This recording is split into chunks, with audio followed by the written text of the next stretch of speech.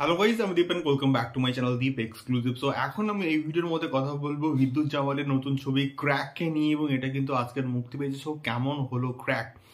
তো সত্যি বলতে এর টিজার থেকে, ট্রেলার থেকে, টাইটেল ট্র্যাক থেকে প্রত্যেকটা মানে এলিমেন্টস, প্রত্যেকটা মেটেরিয়ালস কিন্তু মানে প্রচন্ড ভালো ছিল।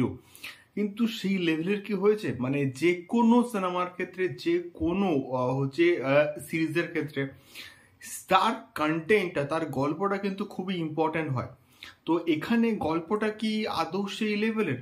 তো এখানে সব থেকে প্রথম যে নেগেটিভ দিকটা আমার লেগেছে, গল্প, কন্টেন্ট। গল্পের মধ্যে কিন্তু জোর নেই। সো এখানে ময়দানের বাদশা হচ্ছে আমাদের হচ্ছে অর্জুন রামপাল, এবং সে বলতে গেলে এখানকার মাস্টার। সো ময়দানে আসছে এবং গেম খেলছে, এবং তার ভাইয়ের সঙ্গে অ্যাকচুয়ালি কি হয়েছে এই সমস্ত কিছু কিন্তু জানতে গেলে তোমাদেরকে ক্র্যাকটা কিন্তু অবশ্যই দেখতে হবে। সো এটার পজিটিভ দিক কিন্তু সব থেকে প্রথম আমার যে পজিটিভ দিকটা লেগে গেছে সেটা কিন্তু অবশ্যই অ্যাকশন, এক্সট্রিম স্পোর্টস, যেগুলোকে প্রচণ্ড ভালো করে কিন্তু ডিজাইন করা হয়েছে, এবং যেগুলোকে বড় পর্দায় দেখতে কিন্তু চরম লাগছে। মানে তোমরা দেখেছো এই ট্রেলারের মধ্যে যা ছিল সেগুলোকে তখন তোমরা বড় পর্দায় দেখবে, তোমরা কিন্তু চোখ ফেরাতে মানে জাস্ট পারবে না। ব্যাপক করে কিন্তু শ্যুট করা হয়েছে, এবং অরিজিনালি স্টান্টগুলো, একটা সাইকেলের এখানে দৃশ্য আছে, এবং ট্রেলারের মধ্যে ছোট্ট একটা জায়গায় কিন্তু দেখানো হয়েছিল। ওই পোর্শনটা তোমরা দেখবে, জাস্ট হতবাক হয়ে যাবে, মানে অবাক হয়ে যাবে যে লেভেলের ওইটাকে করেছে। এবং বিদ্যুৎ জামাল কিন্তু নিজেই করেছে, মানে শর্টগুলো থেকে অ্যাটলিস্ট আমরা এটা বুঝতে পারছি। তো এই স্টান্টগুলো, এই এক্সট্রিম স্পোর্টসগুলো কিন্তু ব্যাপক লাগছে। যখন যখন এই এক্সট্রিম স্পোর্টসগুলো হচ্ছে তখন কিন্তু তোমরা জাস্ট চোখ ফেরাতে পারবে না, পুরো এনগেজ থাকবে পুরো ওই এক্সট্রিম স্পোর্টসের যে মুভমেন্ট আছে ওই পার্টিকুলার জায়গাগুলোতে। তো এক্সট্রিম স্পোর্টসকে তো খুব ভালো করে এখানে মোটামুটি প্রেজেন্ট করা হয়েছে।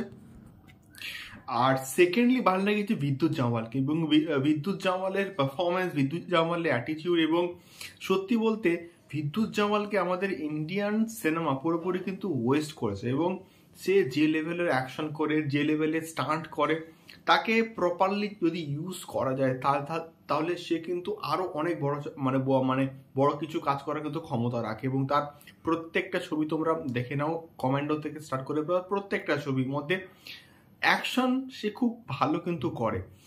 তো এটা গেল প্রথম একটা দিক।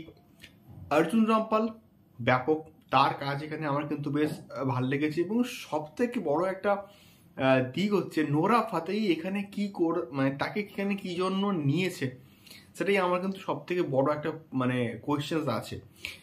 নোরা ফাতেহির কি এখানে এত ইম্পর্টেন্স আছে? তোমরা যখন দেখবে এটা বুঝতে পারবে। এবং আমাকে মানে যখন দেখে ফিরে আসে আমার এই ভিডিও কমেন্ট বক্সে কিন্তু কমেন্ট করে জানিও যে নোরা ফাতেহির এখানে কি ইম্পর্টেন্স আছে, তার এখানে নেওয়ার কি উদ্দেশ্য।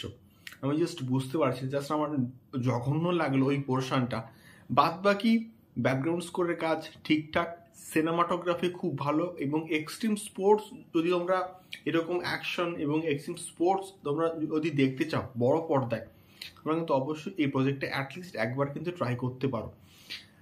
এটা ছিল মেনলি আমার ফিডব্যাক। তোমাদের কি মতামত আমাকে অবশ্যই কিন্তু কমেন্ট করে শেয়ার করতে পারো। দেখা হচ্ছে পরবর্তী ভিডিওতে। টাটা।